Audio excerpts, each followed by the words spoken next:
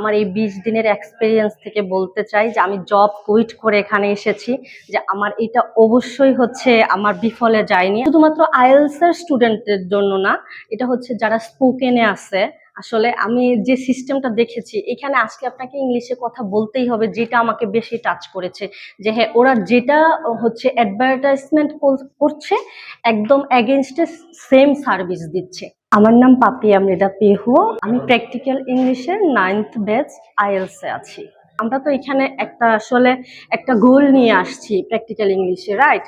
তো ওখান থেকে হচ্ছে আমাদের মনে অনেক কোশ্চেন আছে যে আমাদের আইএলটিএসটা কমপ্লিট করার পরে আমাদের পরবর্তী কি হচ্ছে স্টেপ কি হতে পারে, আমরা পরবর্তীতে কি করব, আমরা এই সব সম্পর্কে অ্যাওয়ার না।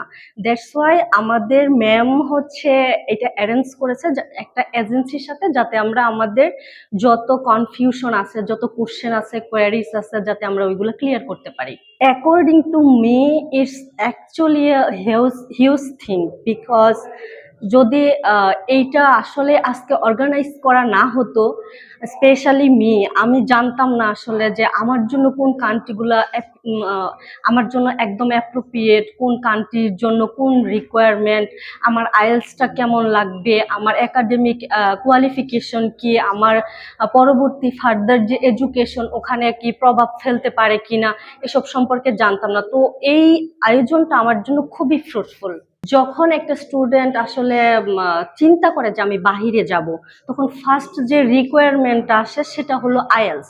তো এই ফার্স্ট রিকোয়ারমেন্টটা ফিল আপ করার জন্য দেশে যে প্রচলিত আসলে আইএলটিএস সেন্টারগুলো আছে, ইভেন আমি নাম নিব না, অনেক বড় বড় হচ্ছে অনেক আইএলটিএস যারা হচ্ছে প্রোভাইড করছে আইএলটিএস কোর্সগুলা, ওইগুলাতে অনেক দেখায় একরকম, আসলে যখন যাওয়া হয় একদম একজ্যাক্ট ওইভাবে পাওয়া যায় না।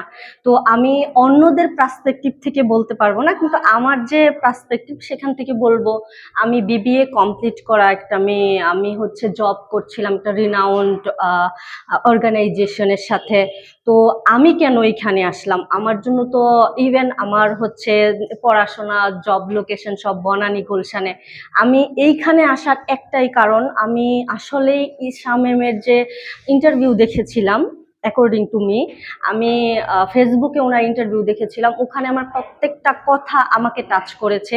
আমার মনে হয়েছে যে yes, it can be appropriate centre for me. কারণ আমি ইংলিশ স্পিকিংয়ে হচ্ছে অতটা হচ্ছে অনেক ভালো না, বাট একদমই খারাপ যে এমন না।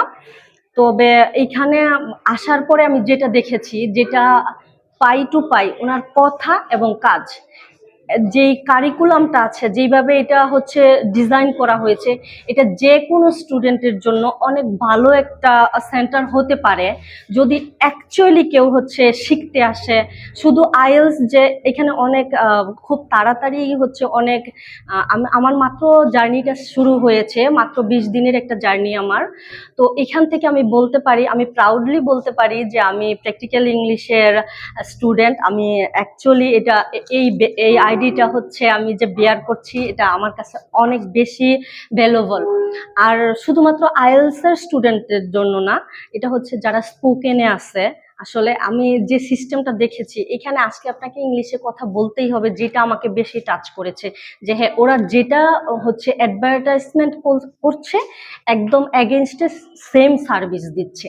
এটা আমার এখানে আসার কারণ। আমি একদম আমার বটম অফ হার্ট থেকে হচ্ছে বলতে চাই, আমার এই 20 দিনের এক্সপেরিয়েন্স থেকে বলতে চাই যে আমি জব কুইট করে এখানে এসেছি, যে আমার এটা অবশ্যই হচ্ছে আমার বিফলে যায়নি। আমি 20 দিনের এক্সপেরিয়েন্স থেকে বলবো। And specially thanks to my teachers. Actually তারা হচ্ছে খুবই যত্নশীল, খুবই প্রত্যেকটা টিচার, মানে তাদের যে রুলস ওইটা প্রপারলি হচ্ছে ওরা ফিল আপ করে। এটা আমার কাছে খুবই প্রশংসনীয়। And thanks to the practical English.